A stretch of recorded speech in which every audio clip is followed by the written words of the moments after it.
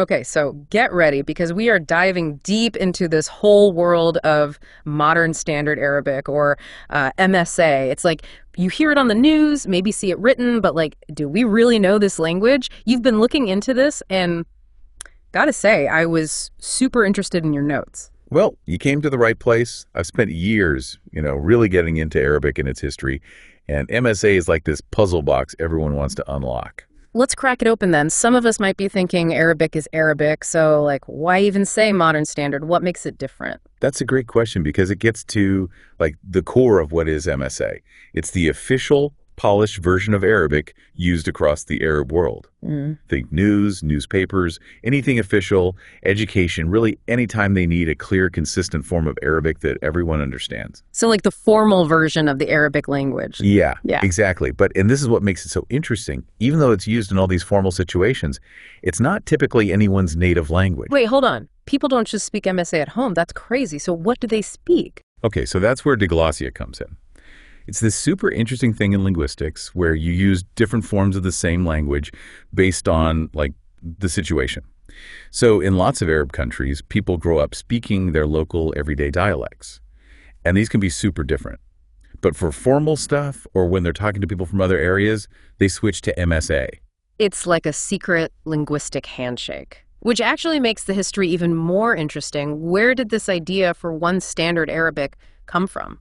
To really get MSA, we have to go back and look at classical Arabic, what's often called Quranic Arabic. It's the language of the Quran, which, as you know, came about in the 7th century. And for centuries, it was the prestigious form of Arabic used in the Islamic world. And it wasn't just about the words.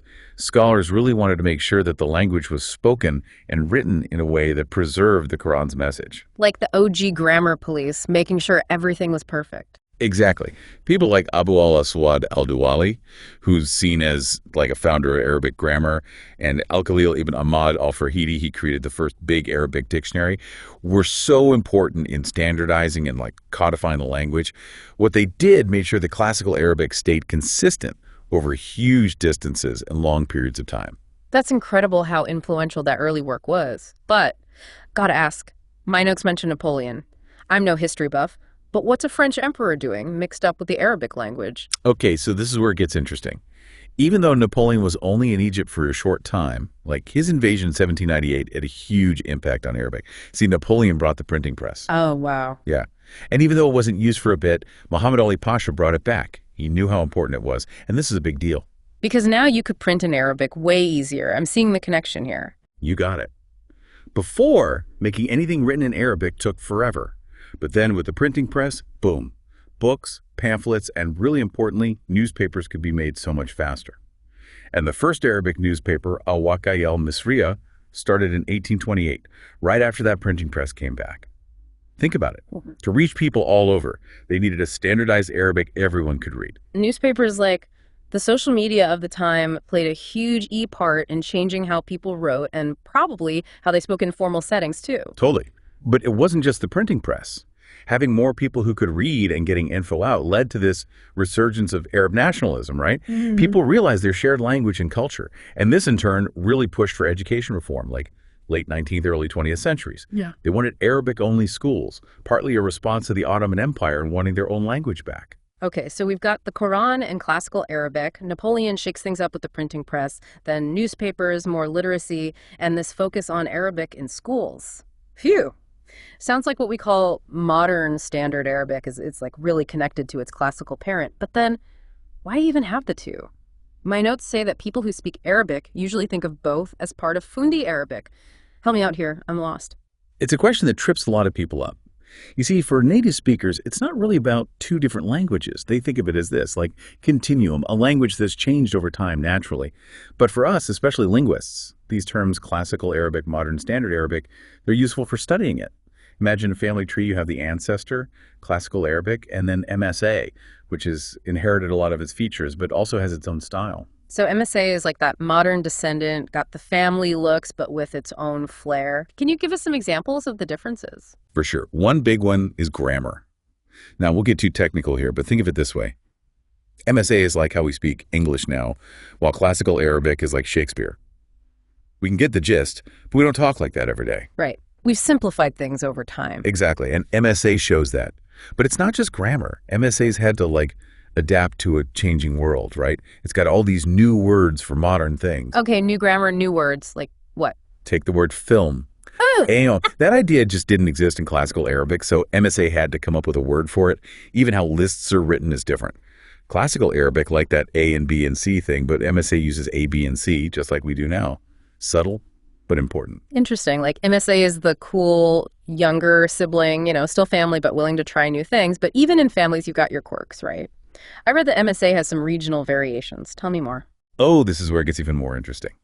So even though MSA is supposed to be standard, the truth is those regional dialects still come through in how it's spoken and even sometimes written.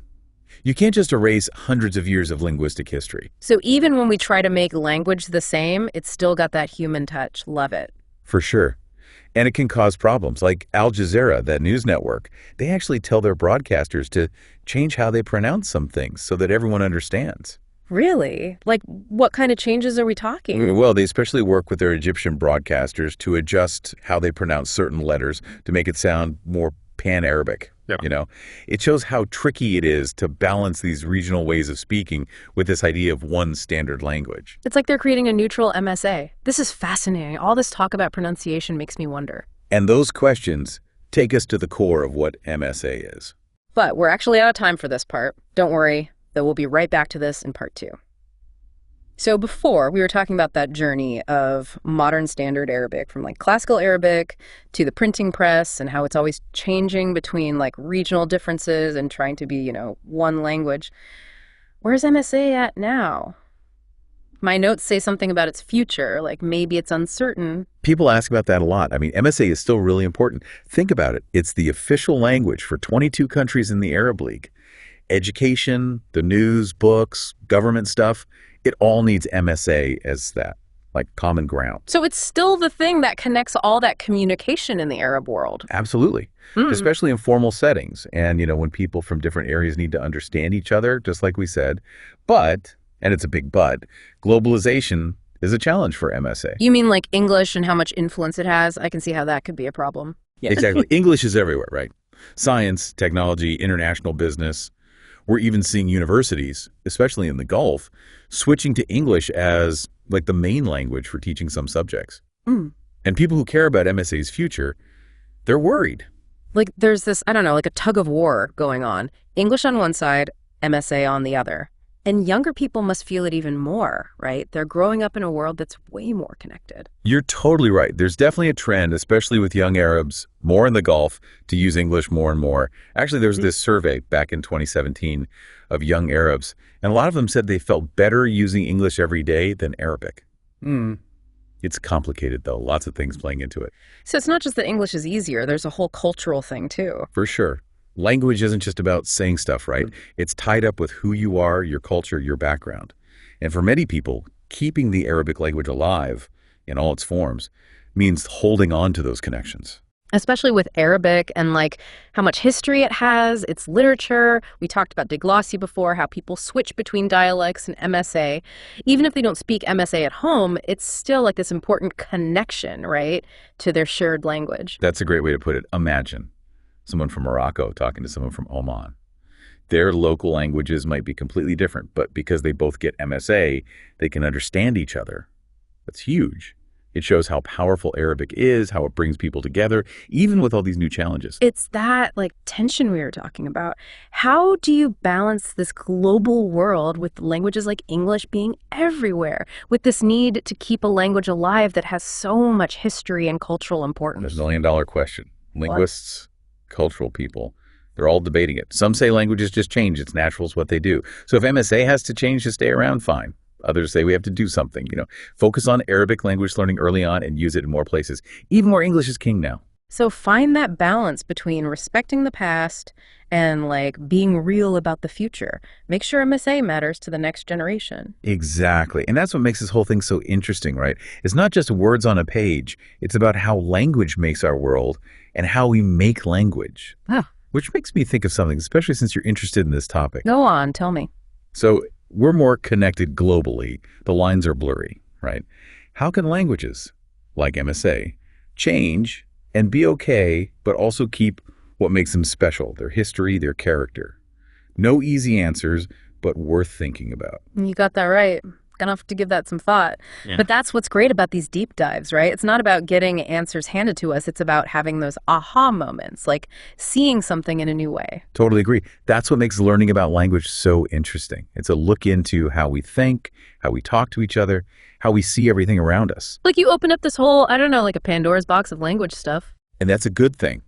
Language should make us think, question what we think we know, make us a little uncomfortable. You tell them. I'm all about how language changes, especially online. How we invent new ways to say things. It's like this code we're all trying to crack. But what I'm realizing now is that those changes, they show us big stuff happening in the world too. Exactly. And that's what's so interesting about this whole MSA thing. Totally.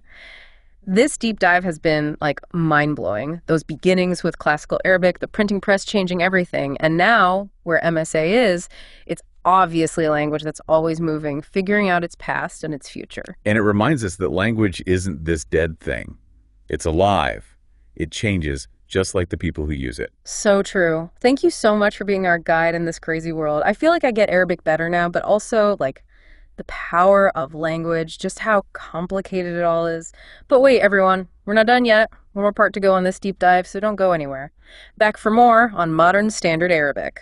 This has been awesome. It's great to see someone really get into the story of a language. And it's more than just a story, right? I feel like I get how languages work now, how they change, makes me think about how English changes all the time. And I don't even mean like old-timey slang, I mean like right now. It's happening everywhere, constantly. And that's why this whole MSA thing, it's for everyone, not just like language experts. Language changes to match, us, how we live, what we care about. It's like we use emojis like punctuation now, or how I'm dead can be like a good thing. Exactly. Even those little changes, they show us how we talk, especially online. Think about texting. We have to get creative to sound right when we don't have all the normal ways to do it. And it's not just new words. Sometimes it's like a word means something totally different now, like a code we're all figuring out together, changing the dictionary in our brains. You got it. Just like MSA had to change for new stuff, new tech. English does too. The word cloud, right? A while ago, that was just like weather. Now it's this whole online thing, data, the internet. Wow. I see language totally differently now. I'm going to be analyzing like every conversation, every tweet. I've given you the knowledge. Now you use it. Challenge accepted.